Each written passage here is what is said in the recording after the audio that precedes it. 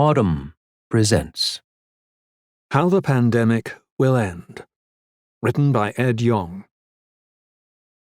3 months ago, no one knew that SARS-CoV-2 existed. Now, the virus has spread to almost every country, infecting at least 446,000 people whom we know about, and many more whom we do not. It has crashed economies and broken healthcare systems, filled hospitals and emptied public spaces. It has separated people from their workplaces and their friends. It has disrupted modern society on a scale that most living people have never witnessed. Soon, most everyone in the United States will know someone who has been infected. Like World War II or the 9/11 attacks, this pandemic has already imprinted itself upon the nation's psyche. A global pandemic of this scale was inevitable. In recent years, hundreds of health experts have written books, white papers, and op-eds warning of the possibility. Bill Gates has been telling anyone who would listen, including the 18 million viewers of his TED Talk. In 2018, I wrote a story for The Atlantic arguing that America was not ready for the pandemic that would eventually come. In October, the Johns Hopkins Center for Health Security wargamed what might happen if a new coronavirus swept the globe. And then one did. Hypotheticals became reality.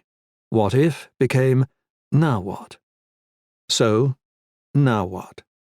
In the late hours of last Wednesday, which now feels like the distant past, I was talking about the pandemic with a pregnant friend who was days away from her due date. We realized that her child might be one of the first of a new cohort who are born into a society profoundly altered by COVID-19. We decided to call them Generation C. As we'll see, Gen C's lives will be shaped by the choices made in the coming weeks and by the losses we suffer as a result. But first, a brief reckoning. On the Global Health Security Index, a report card that grades every country on its pandemic preparedness, the United States has a score of 83.5, the world's highest. Rich, strong, developed, America is supposed to be the readiest of nations. That illusion has been shattered. Despite months of advance warning as the virus spread in other countries, when America was finally tested by COVID-19, it failed. No matter what, a virus like SARS-CoV-2 was going to test the resilience of even the most well-equipped health systems, says Nahid Badelia, an infectious diseases physician at the Boston University School of Medicine. More transmissible and fatal than seasonal influenza, the new coronavirus is also stealthier, spreading from one host to another for several days before triggering obvious symptoms. To contain such a pathogen, nations must develop a test and use it to identify infected people, isolate them, and trace those they've had contact with. That is what South Korea, Singapore, and Hong Kong did to tremendous effect. It is what the United States did not. As my colleagues Alexis Madrigal and Robinson Meyer have reported, the Centers for Disease Control and Prevention developed and distributed a faulty test in February. Independent labs created alternatives, but were mired in bureaucracy from the FDA. In a crucial month, when the American caseload shot into the tens of thousands, only hundreds of people were tested. That a biomedical powerhouse like the US should so thoroughly fail to create a very simple diagnostic test was, quite literally, unimaginable. I'm not aware of any simulations that I or others have run where we considered a failure of testing, said Alexandra Phelan of Georgetown University, who works on legal and policy issues related to infectious diseases.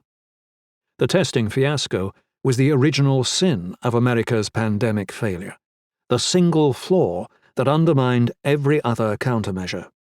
If the country could have accurately tracked the spread of the virus, hospitals could have executed their pandemic plans, girding themselves by allocating treatment rooms, ordering extra supplies, tagging in personnel, or assigning specific facilities to deal with COVID-19 cases.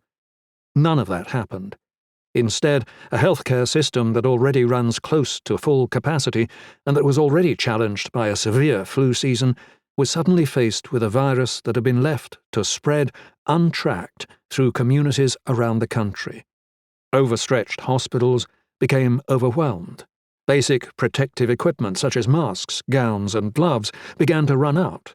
Beds will soon follow, as will the ventilators that provide oxygen to patients whose lungs are besieged by the virus. With little room to surge during a crisis, America's healthcare system operates on the assumption that unaffected states can help beleaguered ones in an emergency. That ethic works for localized disasters such as hurricanes or wildfires, but not for a pandemic that is now in all 50 states. Cooperation has given way to competition. Some worried hospitals have bought out large quantities of supplies in the way that panicked consumers have bought out toilet paper. Partly, that's because the White House is a ghost town of scientific expertise. A pandemic preparedness office that was part of the National Security Council was dissolved in 2018. On January 28th, Luciano Borio, who was part of that team, urged the government to act now to prevent an American epidemic, and specifically to work with the private sector to develop fast, easy diagnostic tests. But with the office shuttered, those warnings were published in the Wall Street Journal, rather than spoken into the president's ear. Instead of springing into action, America sat idle. Rudderless, blindsided, lethargic, and uncoordinated, America has mishandled the COVID-19 crisis to a substantially worse degree than what every health expert I've spoken with had feared. Much worse, said Ron Klain, who coordinated the US response to the West African Ebola outbreak in 2014. Beyond any expectations we had, said Lauren Saar, who works on disaster preparedness at Johns Hopkins Medicine. As an American, I'm horrified, said Seth Berkley, who heads Gavi, the Vaccine Alliance. The US may end up with the worst outbreak in the industrialized world. 1. The next months. Having fallen behind, it will be difficult but not impossible for the United States to catch up. To an extent, the near-term future is set because COVID-19 is a slow and long illness. People who were infected several days ago will only start showing symptoms now, even if they isolated themselves in the meantime. Some of those people will enter intensive care units in early April. As of last weekend, the nation had 17,000 confirmed cases, but the actual number was probably somewhere between 60,000 and 245,000. Numbers are now starting to rise exponentially. As of Wednesday morning, the official case count was 54,000, and the actual case count is unknown. Healthcare workers are already seeing worrying signs: dwindling equipment, growing numbers of patients, and doctors and nurses who are themselves becoming infected. Italy and Spain offer grim warnings about the future. Hospitals are out of room, supplies, and staff. Unable to treat or save everyone, doctors have been forced into the unthinkable, rationing care to patients who are most likely to survive, while letting others die. The US has fewer hospital beds per capita than Italy. A study released by a team at Imperial College London concluded that if the pandemic is left unchecked, those beds will all be full by late April. By the end of June, for every available critical care bed, there will be roughly 15 COVID-19 patients in need of one. By the end of the summer, the pandemic will have directly killed 2.2 million Americans, notwithstanding those who will indirectly die as hospitals are unable to care for the usual slew of heart attacks, strokes, and car accidents. This is the worst-case scenario. To avert it, 4 things need to happen, and quickly. The first, and most important, is to rapidly produce masks, gloves, and other personal protective equipment. If healthcare workers can't stay healthy, the rest of the response will collapse.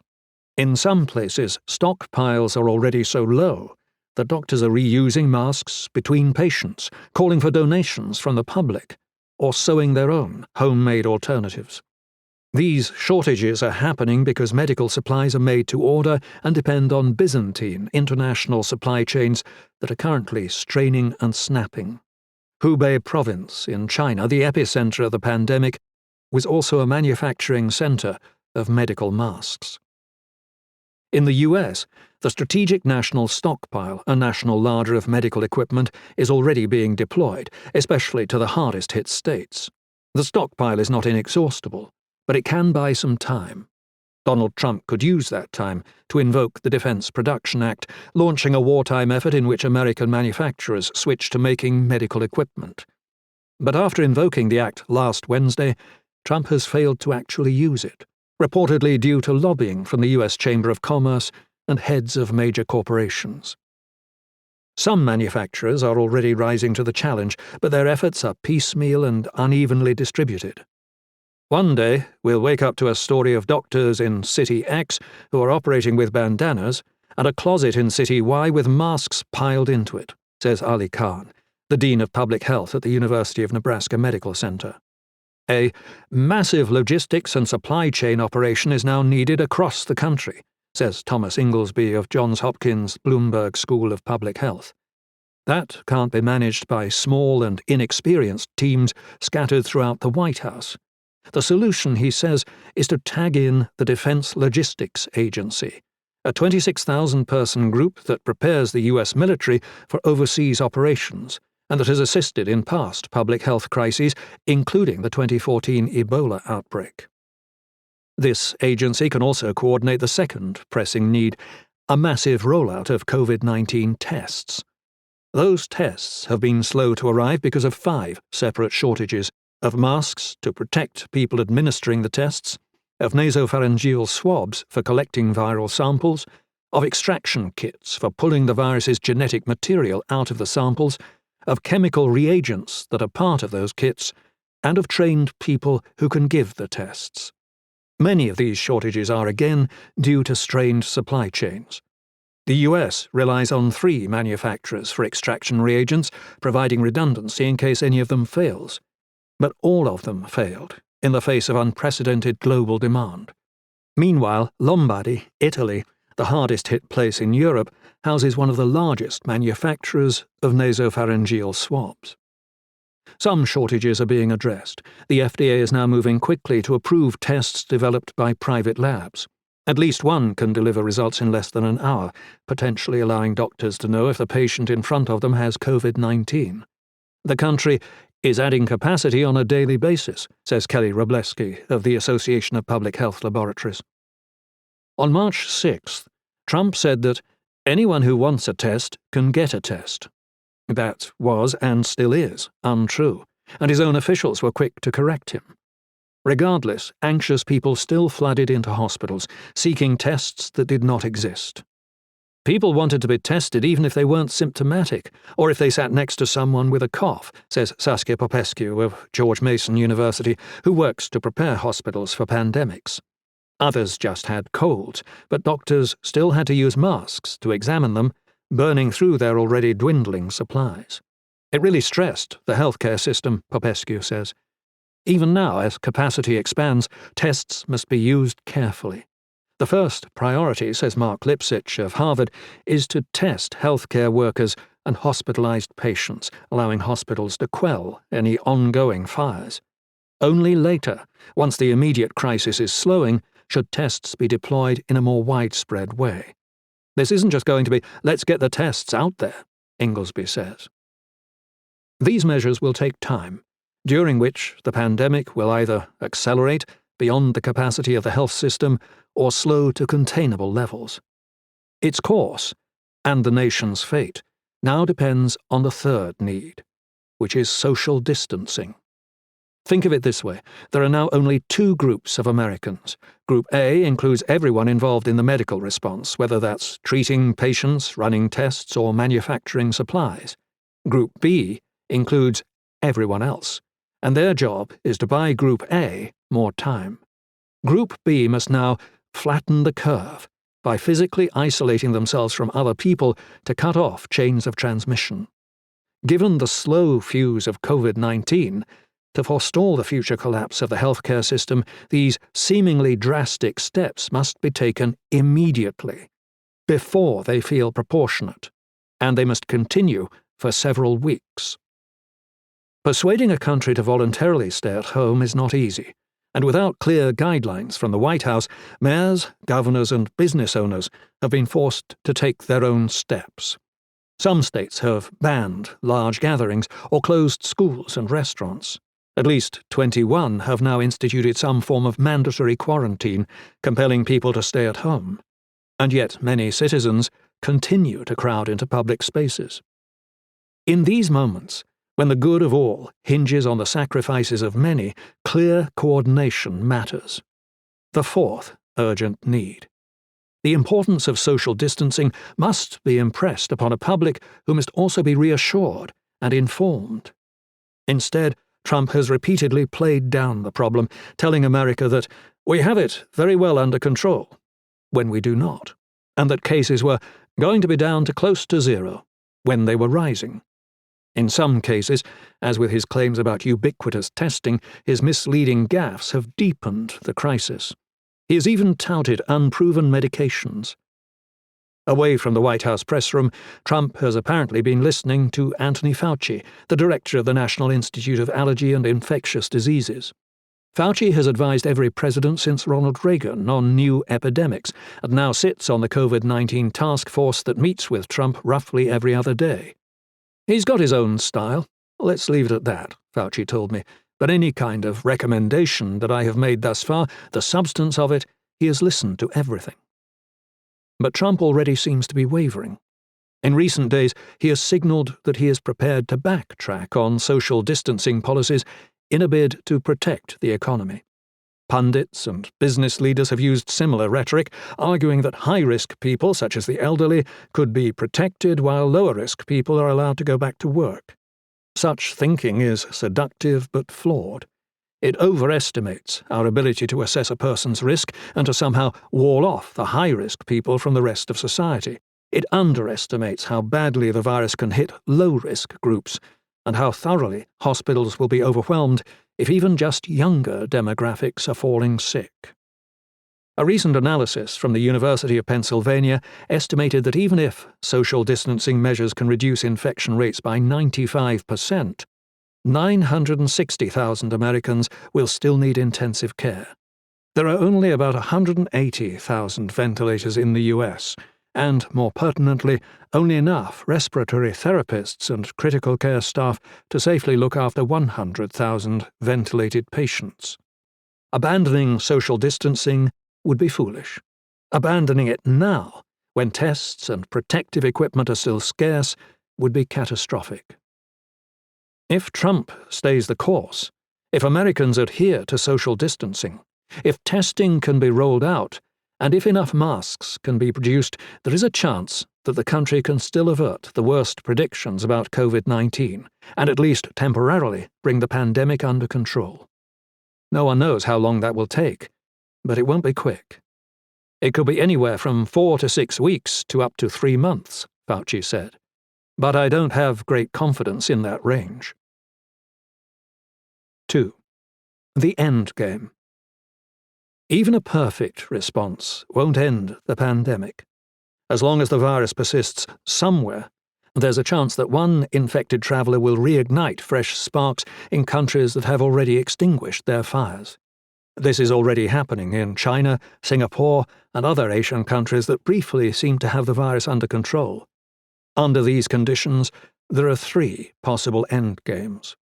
One that's very unlikely, one that's very dangerous, and one that's very long. The first is that every nation manages to simultaneously bring the virus to heel, as with the original SARS in 2003. Given how widespread the coronavirus pandemic is, and how badly many countries are faring, the odds of worldwide synchronous control seem vanishingly small. The second is that the virus does what past flu pandemics have done. It burns through the world and leaves behind enough immune survivors that it eventually struggles to find viable hosts. This herd immunity scenario would be quick and thus tempting, but it would also come at a terrible cost. SARS-CoV-2 is more transmissible and fatal than the flu, and it would likely leave behind many millions of corpses and a trail of devastated health systems. The United Kingdom initially seemed to consider this herd immunity strategy before backtracking when models revealed the dire consequences. The US now seems to be considering it too. The third scenario is that the world plays a protracted game of whack-a-mole with the virus, stamping out outbreaks here and there until a vaccine can be produced. That is the best option, but also the longest and most complicated. It depends, for a start, on making a vaccine. If this were a flu pandemic, that would be easier. The world is experienced at making flu vaccines and does so every year. But there are no existing vaccines for coronaviruses.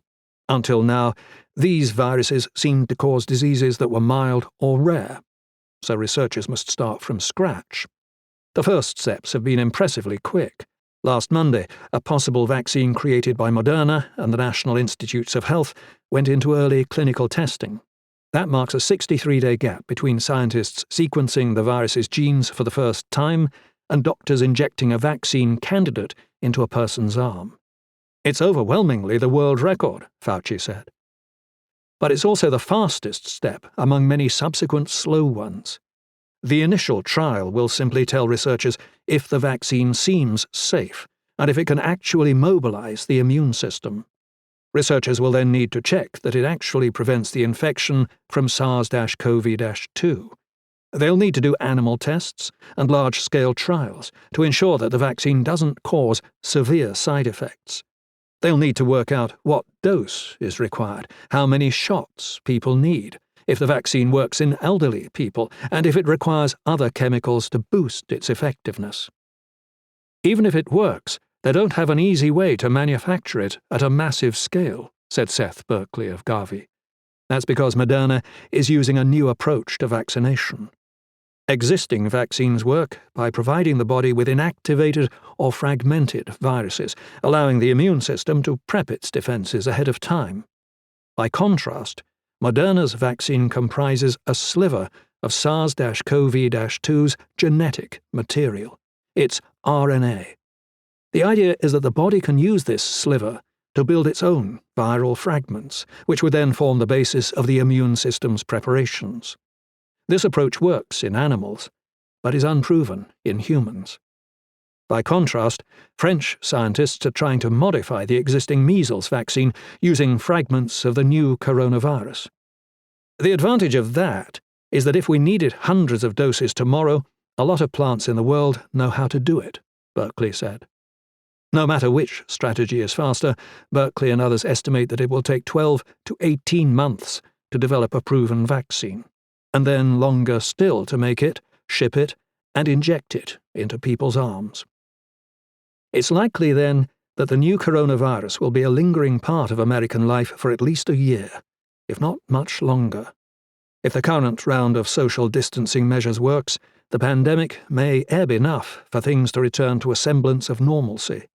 Offices could fill, and bars could bustle. Schools could reopen, and friends could reunite.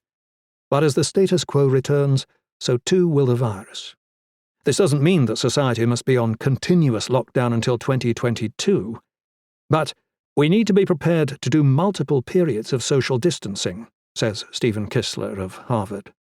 Much about the coming years, including the frequency, duration, and timing of social upheavals, depends on two properties of the virus, both of which are currently unknown. First, seasonality. Coronaviruses tend to be winter infections that wane or disappear in the summer. That may also be true for SARS-CoV-2. But seasonal variations might not sufficiently slow the virus when it has so many immunologically naive hosts to infect. Much of the world is waiting anxiously to see what, if anything, the summer does to transmission in the Northern Hemisphere, says Maya Majumdar of Harvard Medical School and Boston Children's Hospital. Second, duration of immunity. When people are infected by the milder human coronaviruses that cause cold-like symptoms, they remain immune for less than a year. By contrast, the few who are infected by the original SARS virus, which was far more severe, stayed immune for much longer. Assuming that SARS-CoV-2 lies somewhere in the middle, people who recover from their encounters might be protected for a couple of years. To confirm that, Scientists will need to develop accurate serological tests which look for the antibodies that confer immunity. They'll also need to confirm that such antibodies actually stop people from catching or spreading the virus. If so, immune citizens can return to work, care for the vulnerable, and anchor the economy during bouts of social distancing. Scientists can use the periods between those bouts to develop antiviral drugs, although such drugs are rarely panaceas and come with possible side effects and the risk of resistance. Hospitals can stockpile the necessary supplies. Testing kits can be widely distributed to catch the virus's return as quickly as possible. There's no reason that the US should let SARS-CoV-2 catch it unawares again, and thus no reason that social distancing measures need to be deployed as broadly and heavy-handedly as they now must be. As Erin E. Carroll and Ashish Jha recently wrote, "We can keep schools and businesses open as much as possible, closing them quickly when suppression fails, then opening them back up again once the infected are identified and isolated. Instead of playing defense, we could play more offense." Whether through accumulating herd immunity or the long-awaited arrival of a vaccine, the virus will find spreading explosively more and more difficult. It's unlikely to disappear entirely. The vaccine may need to be updated as the virus changes, and people may need to get revaccinated on a regular basis, as they currently do for the flu.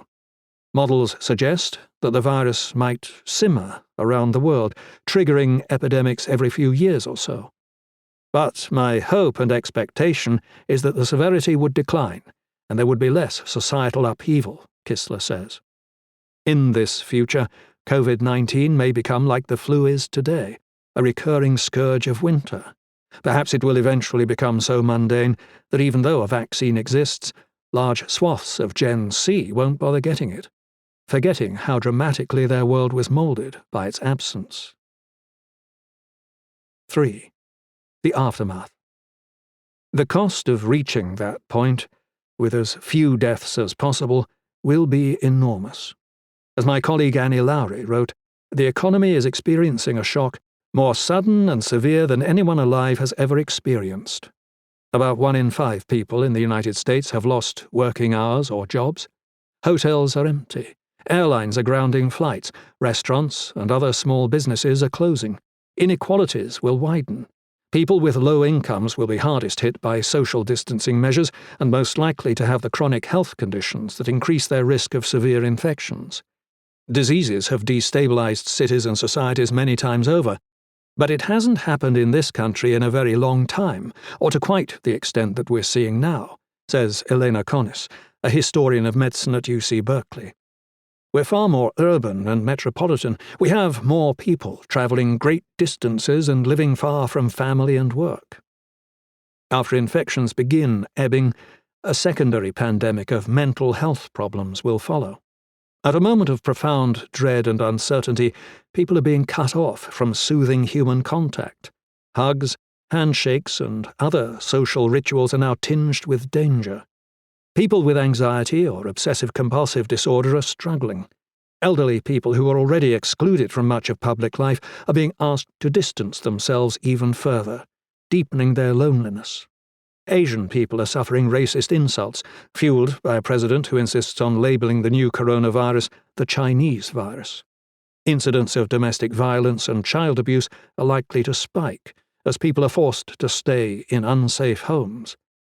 Children, whose bodies are mostly spared by the virus, may endure mental trauma that stays with them into adulthood. After the pandemic, people who recover from COVID-19 might be shunned and stigmatized, as were survivors of Ebola, SARS, and HIV. Healthcare workers will take time to heal. 1 to 2 years after SARS hit Toronto, people who dealt with the outbreak were still less productive and more likely to be experiencing burnout and post-traumatic stress.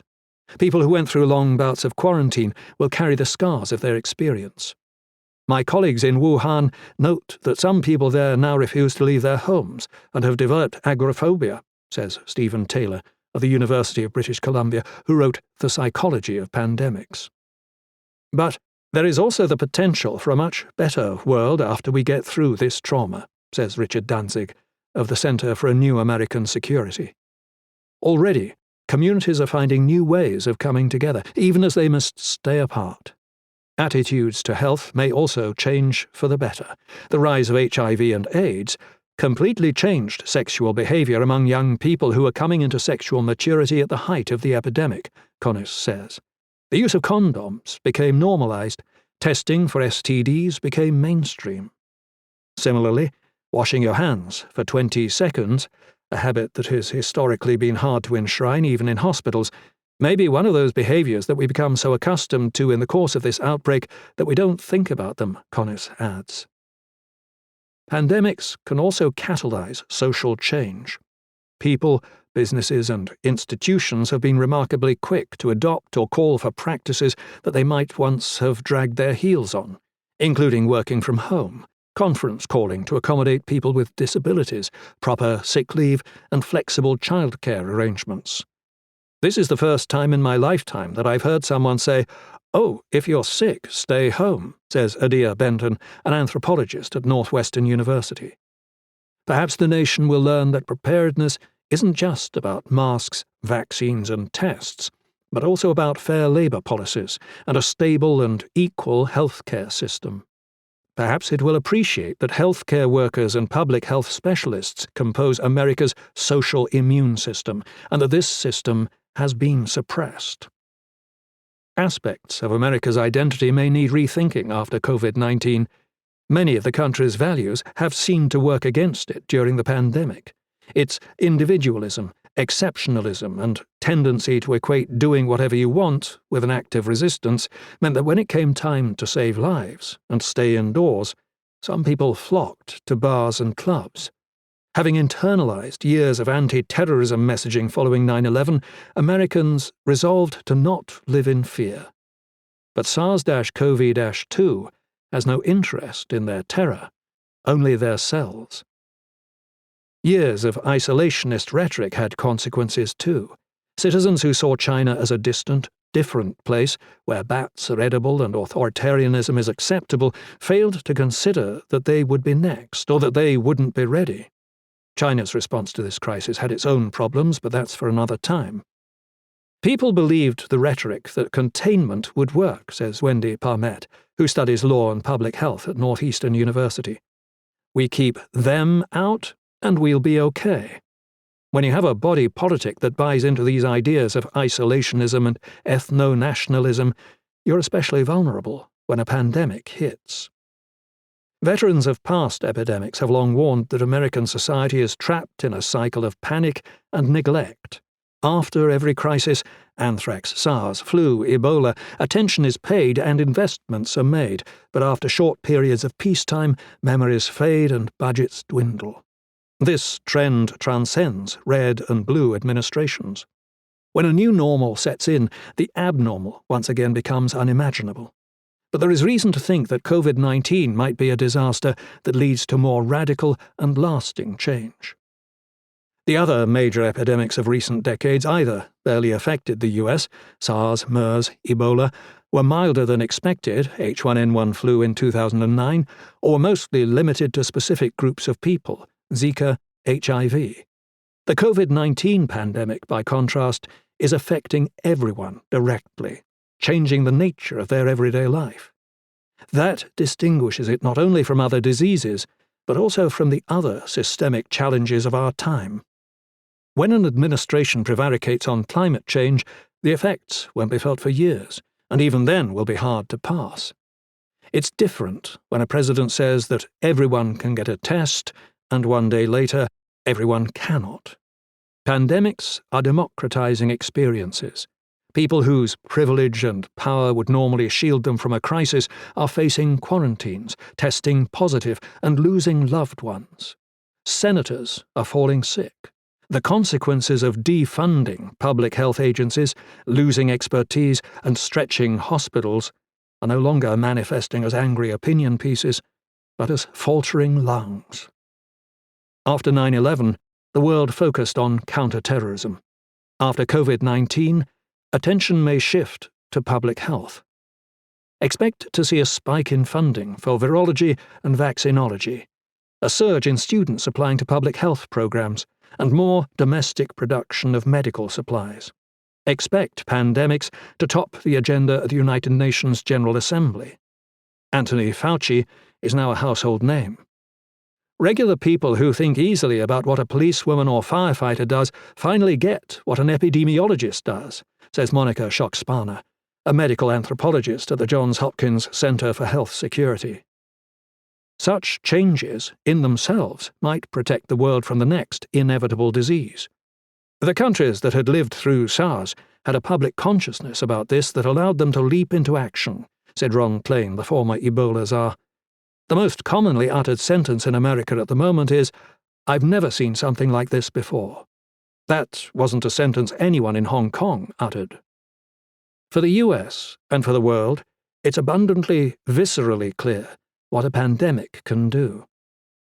The lessons that America draws from this experience are hard to predict, especially at a time when online algorithms and partisan broadcasters only serve news that aligns with their audience's preconceptions. Such dynamics will be pivotal in the coming months, says Ilan Goldenberg, a foreign policy expert at the Center for a New American Security. The transitions after World War II or 9/11 were not about a bunch of new ideas, he says. The ideas are out there, but the debates will be more acute over the next few months because of the fluidity of the moment and willingness of the American public to accept big, massive changes. One could easily conceive of a world in which most of the nation believes that America defeated COVID-19. Despite his many lapses, Trump's approval rating has surged. Imagine that he succeeds in diverting blame for the crisis to China, casting it as the villain, and America as the resilient hero. During the second term of his presidency, the US turns further inward and pulls out of NATO and other international alliances, builds actual and figurative walls, and disinvests in other nations. As Gen Z grows up, foreign plagues replace communists and terrorists as the new generational threat. One could also envisage a future in which America learns a different lesson. A communal spirit, ironically born through social distancing, causes people to turn outward, to neighbours both foreign and domestic. The election of November 2020 becomes a repudiation of America First politics. The nation pivots, as it did after World War II, from isolationism to international cooperation. Buoyed by steady investments and an influx of the brightest minds, the healthcare workforce surges. Gen Z kids write school essays about growing up to be epidemiologists. Public health becomes the centerpiece of foreign policy. The US leads a new global partnership focused on solving challenges like pandemics and climate change. In 2030, SARS-CoV-3 emerges from nowhere and is brought to heel within a month. If you enjoyed this production, find the best long-form articles read aloud in the Autumn app, available now for iPhone and Android.